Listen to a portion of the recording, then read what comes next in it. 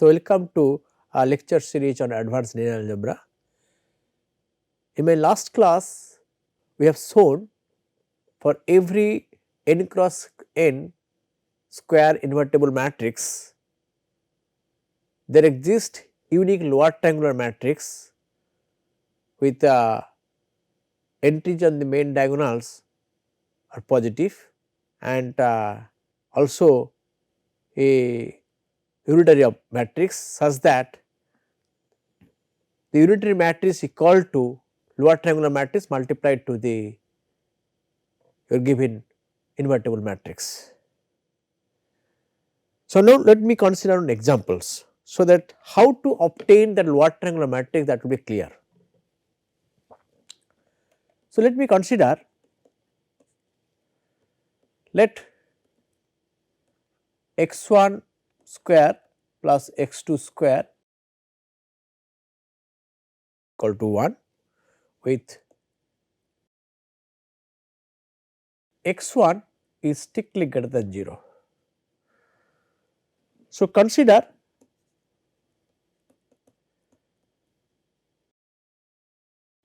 an invertible matrix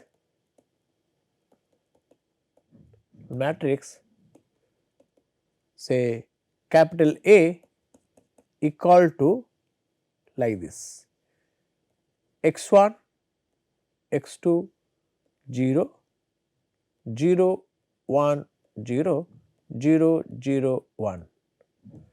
So, that I am confirmed the given matrix is invertible. We want to find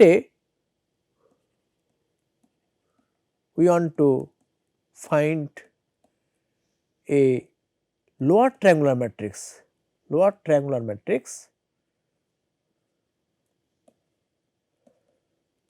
say capital M such that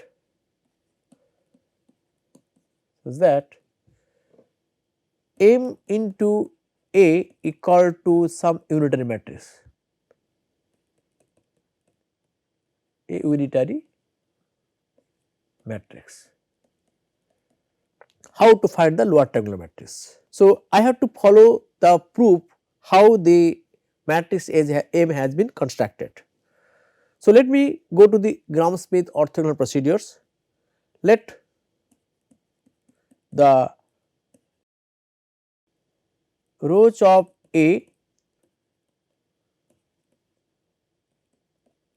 by say beta 1, beta 2 and beta 3, that is beta 1 equal to I have considered x1 x2 0, beta 2 equal to 0 1 0, beta 3 equal to 0 0 1. Using Gram-Schmidt orthogonalization procedure, consider beta 1 equal to alpha 1 and alpha 2 equal to beta 2 minus inner product of beta 2 and alpha 1 by norm of alpha 1 square into alpha 1. So, this is equal to, so this will be equal to beta 2 equal to 0 1 0 minus beta 2 and alpha 1. So, it will be straight away I can take dot product alpha 1 is equal to beta 1. So, it will be x 2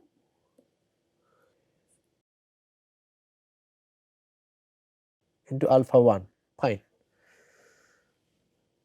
So, this can be rewritten, this implies alpha 2 equal to 0 1 0 minus x 2 by, see alpha 1 is equal to x 1 x 2 0.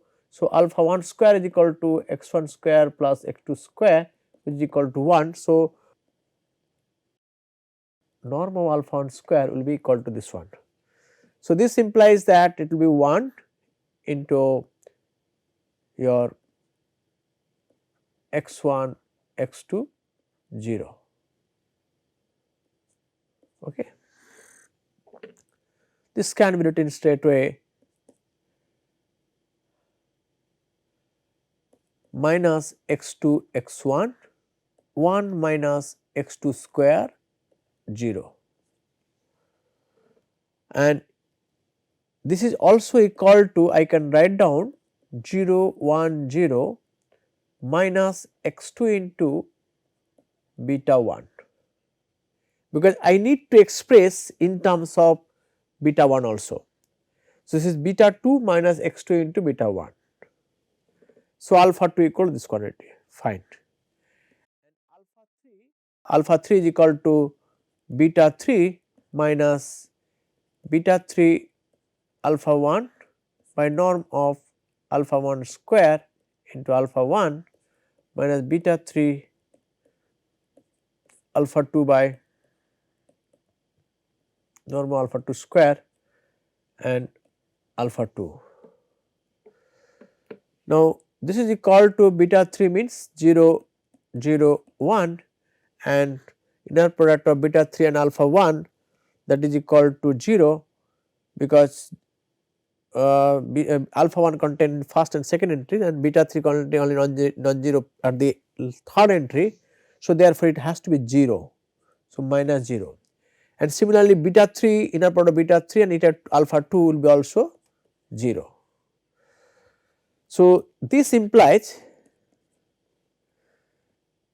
u is equal to, which is equal to your alpha 1 by norm of alpha 1, alpha 2 by norm of alpha 2 and alpha 3 divided by norm of alpha 3. This is the U matrix. We know that unitary matrix U will be equal to the orthonormal vectors, that is alpha 1 by norm of alpha 1, alpha 2 by norm of alpha 2, alpha 3 by norm of alpha 3. So, this equal to something m into capital A. So, what is our capital M? Here we have capital M will be equal to, according to the definitions what we have already learned in our last lectures. So, the coefficient, that is, if you recall, we know mkj equal to minus ck j divided by alpha k when j less than k, and it is equal to 1 by norm of alpha k when j equal to k and 0, for j greater than k it is 0. So, according to that definition, so we have already obtained what is ckj. See, for first row it will be then certainly 1 0 0. Second row of m will be, that is your C2j minus C2j, I am getting here alpha 2 minus x2. So, it will be x2, and then this one will be equal to 1. By the way, I have to also find out the norm of alpha 2. Norm of alpha 2 will be equal to how much?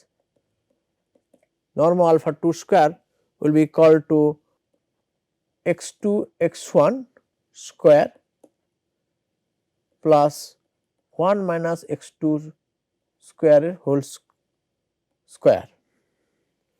But 1 minus x2 square is equal to, according to this is x1 square. This is equal to x2 square x1 square plus x1 to the power 4.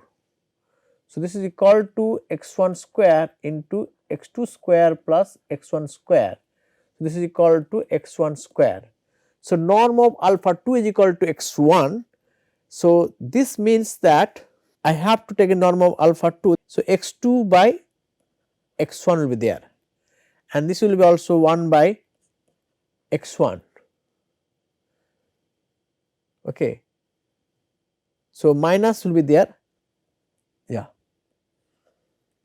minus x2 by x1 1 by x1 and 0. The last one will be what? 0 0 1, because norm of alpha 3 equal to 1. So, this is capital M.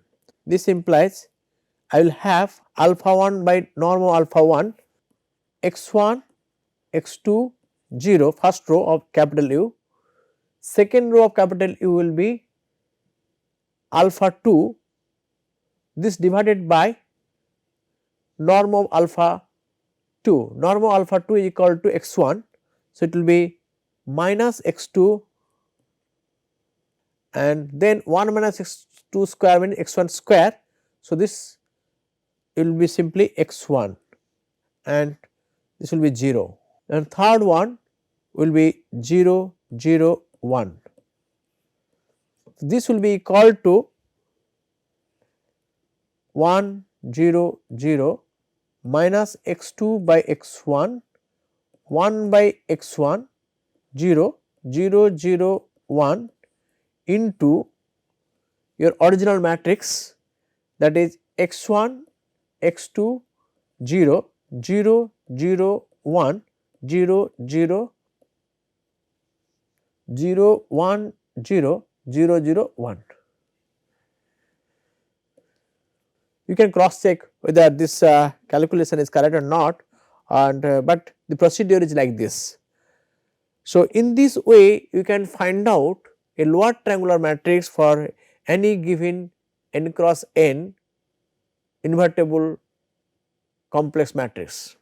Okay, so now we will turn to this some another interesting fact by raising a questions. The question is like this: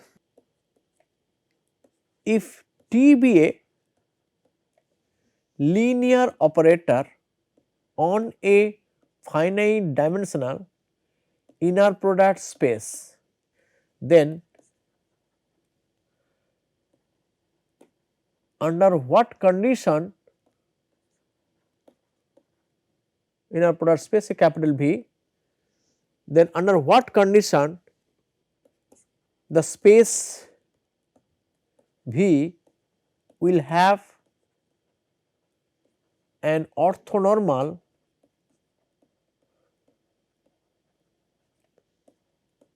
basis, orthonormal basis which are eigenvector of the operator T. So, let me raise this questions that if we picked up any linear operator on a finite dimensional inner product space, say capital V, then under what condition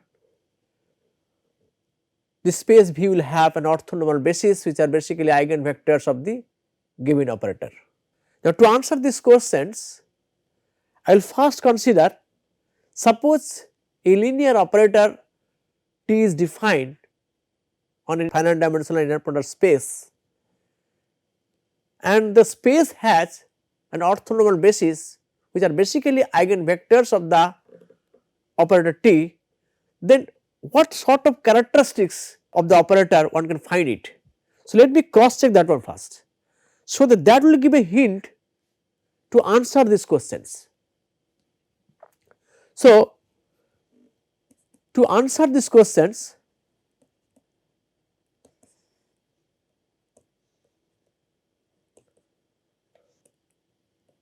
I will first consider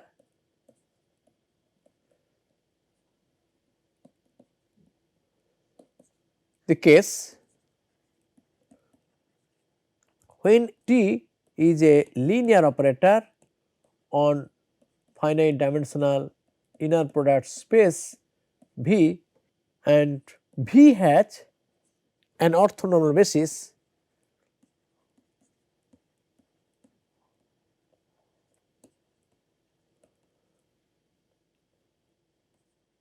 consists of eigenvectors of T. So, I have taken reverse way.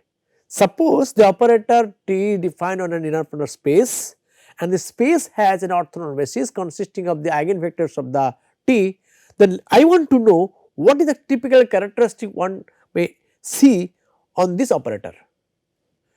Maybe that will give a hint to answer the above questions. So, I have taken an operator T which is defined over a finite dimensional vector space inner product space V. So, let B equal to alpha 1, alpha 2, alpha n be an orthonormal basis for capital V with T of alpha I equal to C I alpha I, where C I belongs to the corresponding field F, and that is field on which the space V is defined. Okay. So, I mean to say here C I is basically eigenvalue of the operator T and I equal to 1 to n. So, this implies the matrix representation of T with respect to this given order basis B will be of the form of a diagonal matrix like C1, C2 and Cn, like this. The matrix representation will be like this. Now, the question is, what about the adjoint of T with respect to same orders? Since V is finite dimensional, so operator T will certainly have adjoint. The matrix representation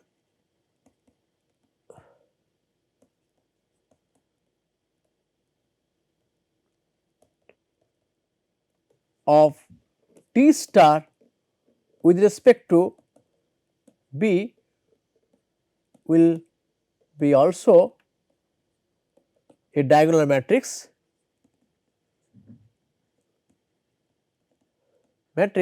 with diagonal entries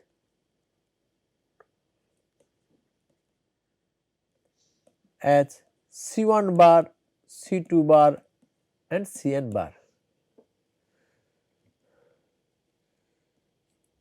If the inner product space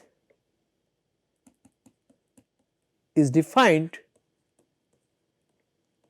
over real Ci bar equal to Ci. So, in that case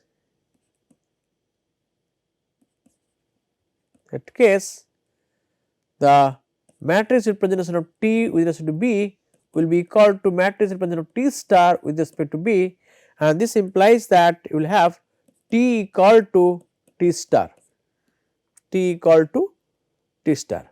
This implies the operator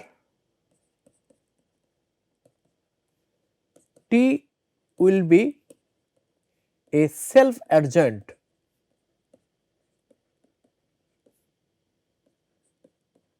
operator. But if eigenvalues are complex, then or if the eigenvalues are complex, or if the matrix is defined over the complex, I mean inner product space is defined over the complex field. So, in that case T may not be equal to T star, T may not be equal to T star, but since a matrix representation of T and matrix representation of T star both are diagonal matrix, so product of diagonal matrix will be again diagonal matrix.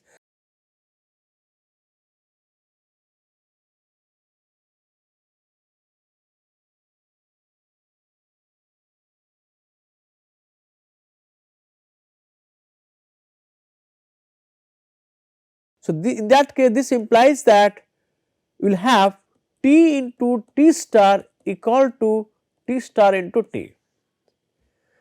So, now we have seen when a linear operator defined on a finite dimensional inner product space and the space has a orthonormal basis consisting of eigenvector of the operator, then there are two situations. When the eigenvalues are basically real, then in that case I am getting that the operator is self-adjoint operator because T star equal to T.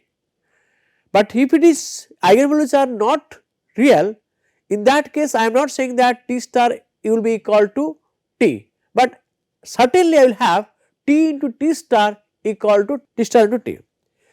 Now this will give a hint, and this is a very fantastic hint, that it is also sufficient condition if the operator T satisfying this condition, then certainly will have a orthonormal basis of the space consisting of the eigenvector of the operator T. I will give the proof later on, we are going to prove that part later, but before going to the proof of that part, let me introduce a nice operator called a normal operator.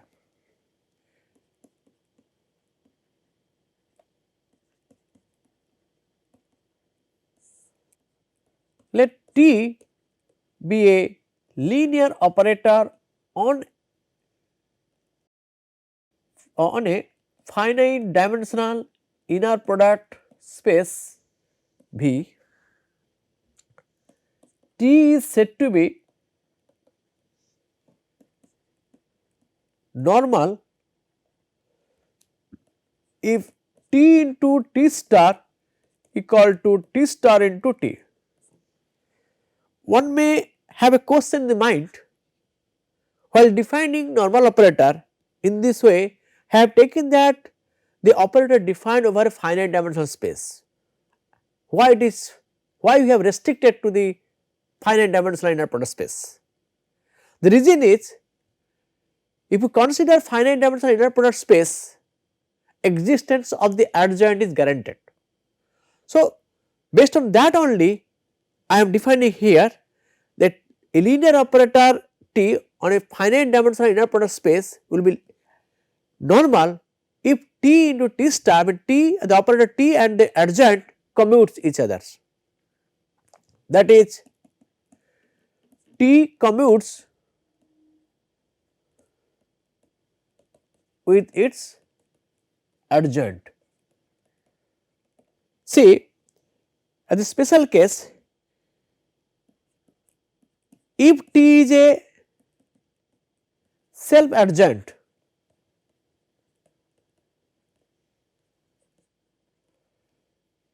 then also we have T into T star equal to T star into T. Self adjoint means T equal to T star. So T into T star is equal to T square. So this property holds good. So this implies that every self adjoint operator is normal operator.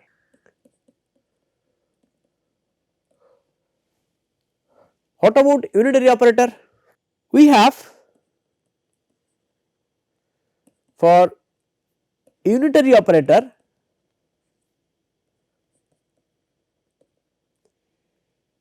U into U star is equal to U star into U equal to identity.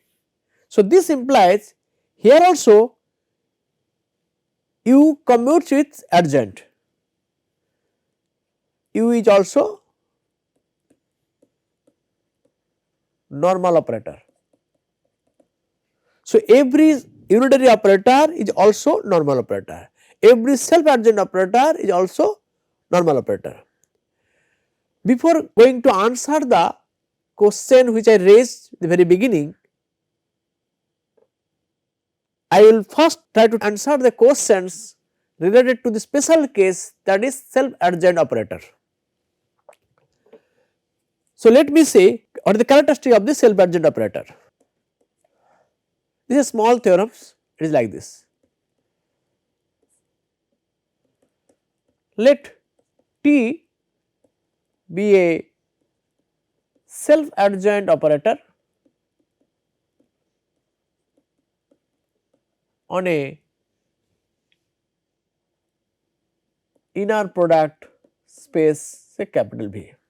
Then the eigenvalues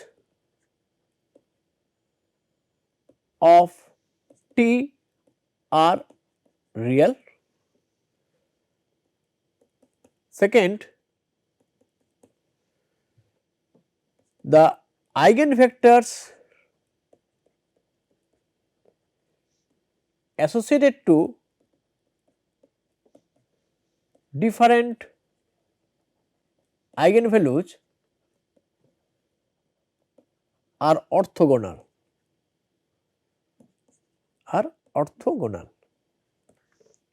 Let me prove these results. Let C be an eigenvalue